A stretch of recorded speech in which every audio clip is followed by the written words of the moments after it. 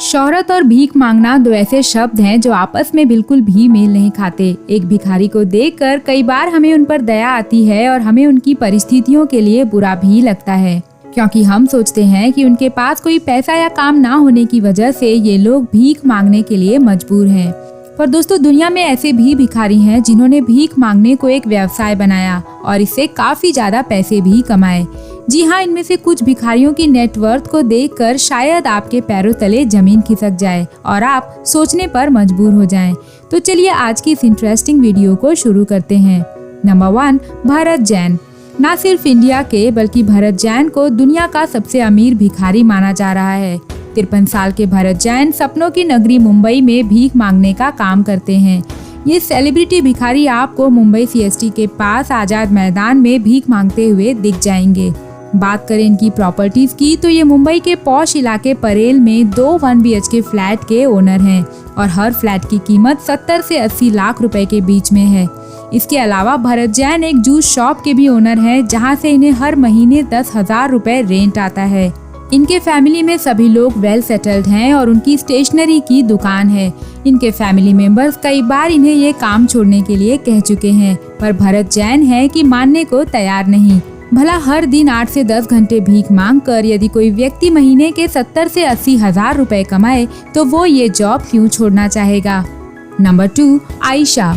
Ayesha Saudi Arabia की सड़कों पर भीख मांगा करती थी। 100 साल की इस महिला ने लगातार 50 सालों तक भीख मांगने का काम किया और इन्हें आंखों से दिखाई नहीं देता था। उस रास्ते से गुजरने वाले लोगों के लिए आयशा एक जाना पहचाना चेहरा थी। जब अचानक सन 2014 में उनकी मौत हुई तब लगभग उस देश का हर व्यक्ति हैरान रह गया, क्योंकि आयशा अपने पीछे करोड़ों के गोल्ड कॉइन्स, कीमती गहने और रियल एस्टेट पोर्टफोलियो छोड़ गई थी, जिसकी कुल कीमत $10 लाख थी, जो कि भारतीय रुपए के हिसाब से 7 करोड़ 34 लाख के लगभग होगी। आयशा के जेदा के अलबलाद डिस्ट्रिक्ट में 4 पैलेस बिल्डिंग्स भी थे। पर आप कह सकते हैं कि आयशा सिर्फ पैसों से ही नहीं बल्कि दिल की भी काफी अमीर थी, क्योंकि मरने से पहले उन्होंने अपनी वसीयत में उनकी संपत्ति का एक एक पैसा गरीबों में बांटने के लिए कहा था। Number 3, Simon right. ये आपको लंदन के हाई स्ट्रीट पर भीख मांगते हुए दिख जाएंगे। इन्होंने 3 साल तक वहाँ लगातार फटे पुराने कपड़ों में भीख मांगा। एक पुलिस कांस्टेबल वहाँ से डेली गुजरा करता और उसे सिमोन से काफी ज्यादा सहानुभूति थी।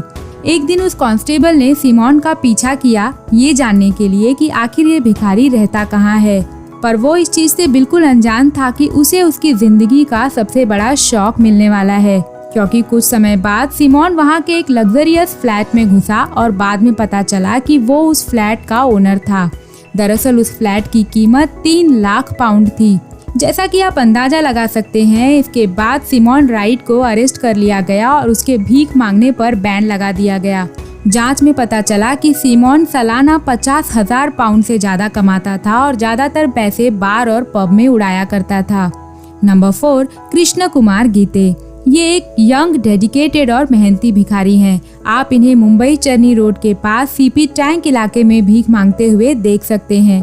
हमारे इस लिस्ट में बाकी लोगों की ही तरह कृष्ण कुमार गीते भी नाला सुपारा में एक फ्लैट के मालिक हैं, जहां वे अपने भाई के साथ रहते हैं और उनका भाई ज्यादातर उनके फाइनेंस को मैनेज करने का काम करता है। नंबर 5, संभाजी काले। लगता है मुंबई लोग सिर्फ एक्टर बनने ही नहीं बल्कि भिखारी बनने भी आ सकते हैं, क्योंकि संभाजी काले भी मुंबई में ही भीख मांगने का काम करते हैं। वे एक पैशनेट और डेडिकेटेड लखपति भिखारी हैं। आप कह सकते हैं कि ये इनका फैमिली बिजनेस है, क्योंकि इनके फैमिली के सभी 4 लोग मुंबई के खार इलाके में भीख मांगने का काम करते हैं। इनकी प्रतिदिन की आय 1000 से 1500 रुपए के लगभग होती है। इसके अलावा वे कई सारे इंटरनेशनल कंपनीज में एक्टिव इन्वेस्टर्स हैं और संभाजी ने अब तक लाखों रुपए इन्वेस्ट किए हैं। वे विरार में एक फ्लैट के ओनर हैं और इसके अलावा उनके पास 2 घर और सोलापुर में एक प्लॉट भी है। नंबर 6, सर्वातिया देवी। सर्वातिया देवी पटना में अशोक सिनेमा के पास भीख मांगने का काम करती हैं। वे वहां पर एक जाना पहचाना चेहरा है और पिछले 35 सालों से वे इस जगह पर भीख मांगने का काम कर रही हैं। इनके पास एक भारी भरकम बैंक बैलेंस है, एक अच्छा खासा घर है और एक हैप्पीली मैरिड वेल सेटल्ड बेटी भी है। इसके अलावा वे सालाना 36,000 रुपए प्रीमियम इंश्योरेंस भी भरती हैं। वे एक ट्रैवलर हैं और अब तक कई सारे देश और विदेश में तीर्थ यात्राओं पर भी जा चुकी हैं। तो क्या वे ट्रेन टिकट्स पर पैसे खर्च कर आती जाती हैं? बिल्कुल भी नहीं।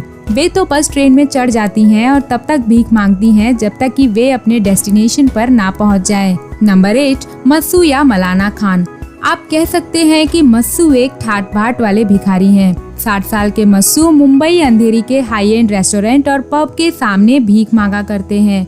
इनका अंदाज बाकी भिखारियों से अलग है, क्योंकि मस्सू उर्फ मलाना खान हर दिन रिक्शा लेकर अपने बेगिंग स्पॉट पर पहुंचते हैं और वहां अपने अच्छे कपड़ों को बदलकर फटे पुराने कपड़े पहनते हैं।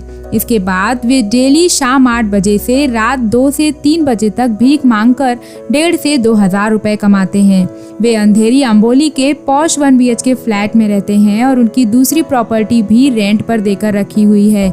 इनके क्लाइंट्स काफी सारे ड्रंक बॉलीवुड सेलेब्स हैं और वे उस एरिया के एक जाने पहचाने चेहरे हैं। कहा तो यहाँ तक जाता है कि यदि आपको बॉलीवुड के अंदर की कोई बात जाननी हो तो आपको मस्सू उर्फ मलाना खान से कांटेक्ट करना चाहिए।